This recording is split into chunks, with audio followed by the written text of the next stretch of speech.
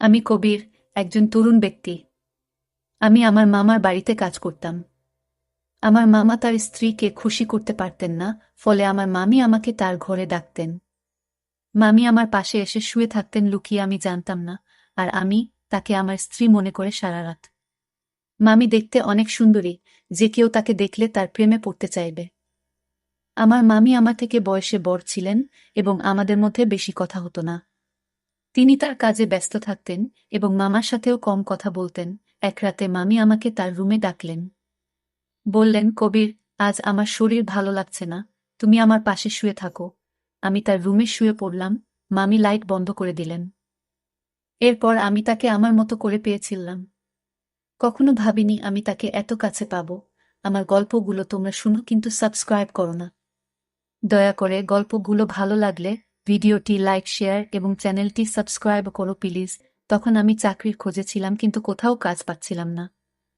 একদিন আমার বন্ধু সুরেশ বলল, আমার মামা শহরে থাকেন এবং আমি তোমাকে সেখানে চাকরি দিতে পারবো।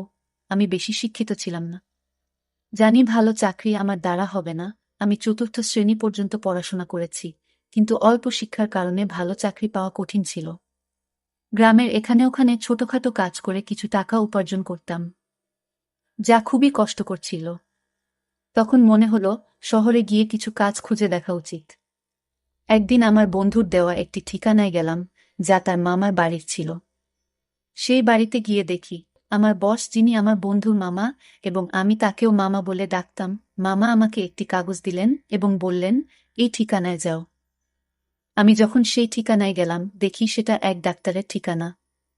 মামা বললেন, তিনি আমার বন্ধু, তিনি তোমার কিছু পরীক্ষা করবেন।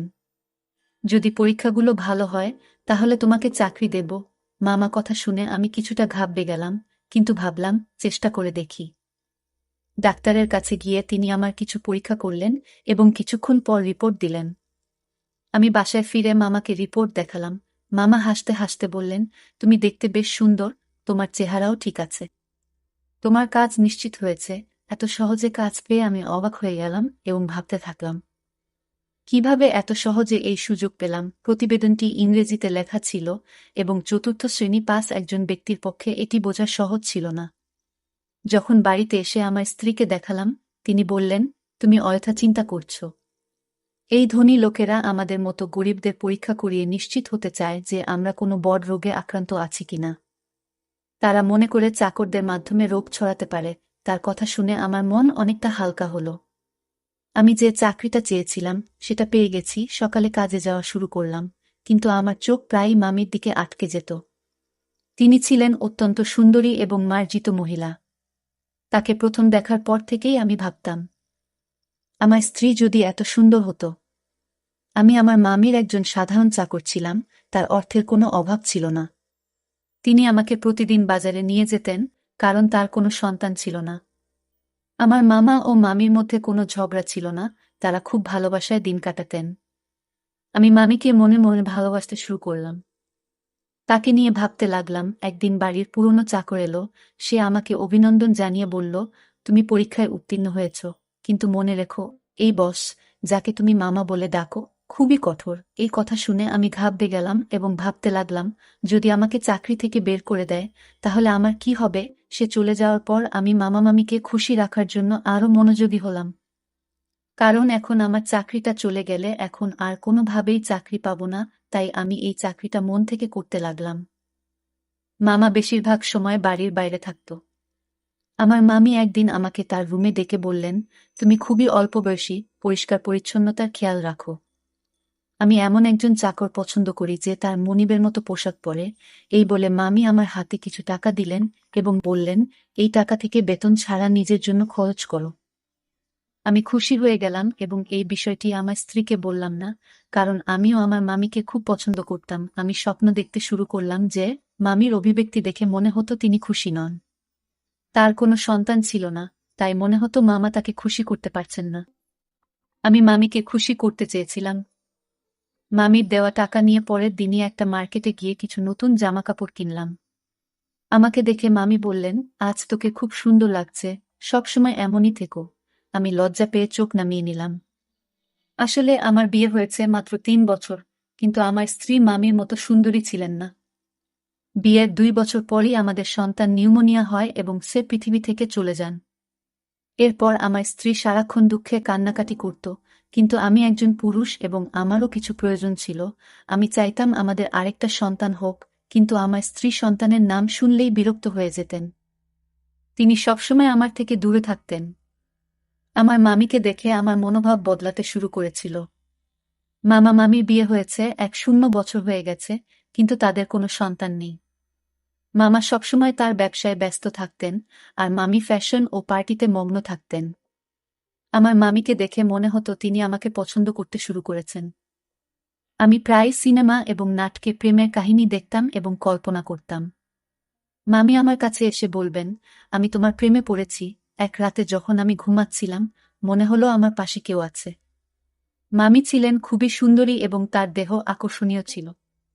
আমার স্ত্রী আমাদের সন্তান হারানোর দুঃখে নিজের শরীরকে অবহেলা করেছিলেন। কোনো যত্ন নিত না, তাই সে শুকিয়ে কাঠ হয়ে গেছে। আমার মতো একজন গরিব মানুষ যখন ভাবতাম আমি কি করে চাকরের মতো জীবন কাটাবো, তখন মামিকে আমার স্ত্রী ভেবে সারা রাত উপভোগ করতাম। মামি আমার দিকে তাকিয়ে মৃদু হাসতেন। আমি আমার মামির সান্নিধ্য উপভোগ করতে শুরু করলাম। কাজ করার সময় মামি আমাকে ডেকেই যে কোনো কাজ দিতেন, আর আমি তা সঠিকভাবে করে দিতাম যেন কোনো অভিযোগের সুযোগ না থাকে। মামি সবসময় আমার প্রশংসা করতেন, আর আমি সততার সাথে আমার কাজ চালিয়ে যাচ্ছিলাম। একদিন মামির শরীর খারাপ হলে আমি তাকে হাসপাতালে নিয়ে যাই এবং মামাকে ফোন করে জানাই। এরপর মামা হাসিমুখে আমাদের সবার জন্য মিষ্টি আনলেন। এরা দেখে আমি খুব খুশি হয়েছিলাম, কিন্তু সেই দিন থেকে মামির আচরণ বদলে গেল। তিনি আমার দিকে অদ্ভুতভাবে তাকাতে লাগলেন এবং বাইরে যাওয়া কমিয়ে দিলেন। ফলে এখন শুধুমাত্র মামির সঙ্গেই আমার দেখা হয় কম। কিছুদিন ধরে আমার মন মেজাজ খারাপ ছিল, কারণ আমি মামির সান্নিধ্যে অভ্যস্ত হয়ে পড়েছিলাম। আমার মনে হয়েছিল আমি হয়তো মামির প্রতি আসক্ত হয়ে পড়েছি। তবে আমার কাজ চালিয়ে যেতে লাগলাম। সময় চলে গেল এবং অবশেষে সেই দিন এল যখন মামি একটি সন্তানের জন্ম দিতে চলেছিলেন। কিন্তু মামা আর আগের মতো খুশি ছিলেন না। তিনি সবসময় চিন্তিত থাকতেন। আমি ভাবতে লাগলাম, মামা কেন খুশি ছিলেন না? আমি যখন বাবা হলাম তখন আনন্দে উঠছিলাম। কিন্তু আমার মামাকে খুব চিন্তিত দেখাচ্ছিল, যেন কোনো বড় বিপর্যয় আসন্ন। এক রাতে মামা আমাকে তার ঘরে ডেকে বললেন, এই ব্যাগ নাও। যদি আজ রাতে আমার স্ত্রী সন্তান জন্ম দেয়, তবে এই ব্যাগটি ব্যবহার করো এবং শিশুটিকে গোপনে সরিয়ে ফেলো। আমি কখনো মামার কোনো নির্দেশ নিয়ে প্রশ্ন করিনি, তাই সেদিনও কিছু বললাম না, কিন্তু আমার মন খুব অস্থির ছিল। বারবার ভাবছিলাম, কেন মামা তার সন্তানের জীবন নিতে চাইছেন? রাত গভীর হলে মামি ঘুমিয়ে পড়লেন, তাই আমি গোপনে তার রুমে গেলাম। মামি তখন চোখ বন্ধ করেছিলেন। আমি মনোযোগ দিয়ে তার দিকে তাকালাম। মামির মুখে সেই চিরচেনা সৌন্দর্য দেখে আমি মুগ্ধ হলাম, কিন্তু আমার অবস্থান মনে করে মামার কথা মেনে নিলাম। মামার নির্দেশ অনুযায়ী কাজ করার জন্য তিনি আমাকে টাকা দিতেন। আমি গোপনে মামার দেওয়া ব্যাগটি তুললাম আর বাচ্চাটিকে ঢুকাতে শুরু করলাম। তখন মামি হঠাৎ আমার দিকে তাকিয়ে হাসলেন। আমি শিশুটিকে লুকিয়ে রাখছিলাম এবং মামি আমাকে দেখে বললেন, তুমি কি সত্যিই শিশুটিকে হত্যা করতে চাও? মামি আমাকে জিজ্ঞাসা করলেন, তুমি কি তোমার মামার নির্দেশে এসব করছো? আমি চমকে উঠলাম এবং বললাম, তুমি এটা কি বলছো? মামি বললেন, তোমার চাচা এই শিশুটিকে মেরে ফেলতে চায় কারণ সে ভয় পায় যে এই শিশু তার নয়। তার কথা শুনে আমি স্তব্ধ হয়ে গেলাম। আমি অবাক হয়ে ভাবতে লাগলাম, এত কিছুর পরও এটা কিভাবে সম্ভব? মামি বললেন, তোমার মামা সন্দেহ করছে যে এই শিশু তার নয়, তাই সে এই কাজটি করতে বলেছে। সে এই শিশুটির বাবা নয়, তুমি এর বাবা। এই কথা শুনে তাকে বললাম, তবে তুমি কেন বলছো আমি এই শিশুটির বাবা? আমি এই কথা শুনে স্তব্ধ হয়ে গেলাম। আমি বললাম, আপনি কি চান আমি এই শিশুটিকে বাঁচিয়ে রাখি? মামি হাসলেন এবং বললেন, এই শিশুটিকে জঙ্গলে ফেলে দিও না, কারণ এই শিশুটির বাবা তুমি। আমি আরও বিভ্রান্ত হয়ে গেলাম, কারণ মামি বলছিলেন যে তিনি কখনো আমাকে স্পর্শ করেননি। তার কথাগুলো শুনে আমার মনে হলো আমি যেন স্বপ্ন দেখছি। আমি সোফায় বসে ভাবতে লাগলাম, এত সুন্দর একজন মহিলার সাথে, যাকে আমি মামি বলে ডাকি, এমন কিছু ঘটেছে কি? আমি মামিকে জিজ্ঞেস করলাম, আপনি এত সুন্দরী, কিন্তু কেন এমন করলেন? মামি বললেন, আমি খুব সুন্দরী, কিন্তু আমার পরিবার খুব গরিব ছিল। তাই আমি তোমার মামার সাথে দেখা করতে এসেছিলাম। তোমার মামা মতো ধনী হওয়ার ইচ্ছা ছিল, তাই আমি তাকে বিয়ে করি। আর সে আমাকে প্রস্তাব দেওয়ার সাথে সাথেই আমি তৎক্ষণাৎ হ্যাঁ বলেছিলাম, কারণ আমি ধনী হতে চেয়েছিলাম। আমার বাবা মাও তোমার মামার সাথে বিয়ে করতে রাজি হয়েছিলেন। কিন্তু বিয়ের কিছুদিন পরেই জানতে পারলাম তোমার মামার সন্তান হওয়ার সামর্থ্য নেই। অনেক চিকিৎসা করানোর পরও কোনো ডাক্তার তাকে সুস্থ করতে পারেনি। তিনি মা হতে চেয়েছিলেন এবং এর জন্য তিনি যা করতে প্রস্তুত ছিলেন। তারপর তিনি তার চাকরের মাধ্যমে একটি অদ্ভুত পরিকল্পনা তৈরি করেছিলেন, তাই তিনি সবসময় চাকরদের নিযোগের আগে পরীক্ষা করাতেন। তোমার চাচা তোমার মাধ্যমে তার পরিকল্পনা সফল করতে চেয়েছিলেন, মামি বললেন। এই শিশুটি তোমারই সন্তান এবং তিনি চান না যে এটি প্রকাশ্যে আসুক। তিনি জানতে চেয়েছিলেন তিনি বাবা হতে সক্ষম কিনা, তাই আমাকে চাকরের সাথে ঘুমাতে বলেছিলেন। মামির এই কথা শুনে আমি আরও হতবাক হয়ে গেলাম এবং কিছু বলতে পারলাম না। তিনি বলতে লাগলেন, তোমার মামা আমার জন্য অনেক চাকর নিযোগ করেছিলেন, কিন্তু আমি যাকে ভালোবাসার যোগ্য মনে করতাম তাকেই গ্রহণ করতাম। আমরা অনেক চাকর বদল করেছি, কিন্তু তোমাকেই প্রথম উপযুক্ত মনে হয়েছিল। প্রথম দেখাতেই তোমার প্রতি আমার আকর্ষণ জন্মায়। আমি অবাক হয়ে বললাম, তুমি কখন আমার কাছে এসেছিলে? মামি হাসলেন এবং বললেন, তোমার মামা এমন পরিকল্পনা করেছেন যে তুমি বুঝতেও পারোনি। তুমি মনে করতে তুমি তোমার স্ত্রীর সাথে আছো, কিন্তু আসলে আমি ছিলাম। তোমার মামা রাতের আধারে আমাকে তোমার রুমে পাঠাতেন এবং তোমার স্ত্রীকে অন্য ঘরে অজ্ঞান করে রেখে দিতেন। তিনি নিজেই পাহারা দিতেন যাতে কেউ সন্দেহ না করে। মামি বললেন, আমি প্রথমে বাধ্য হয়ে এসেছিলাম, কিন্তু পরে তোমার প্রতি আকৃষ্ট হতে শুরু করলাম। তোমার কাছ থেকে যে সুখ পাচ্ছিলাম তা তোমার মামা কখনোই দিতে পারতেন না।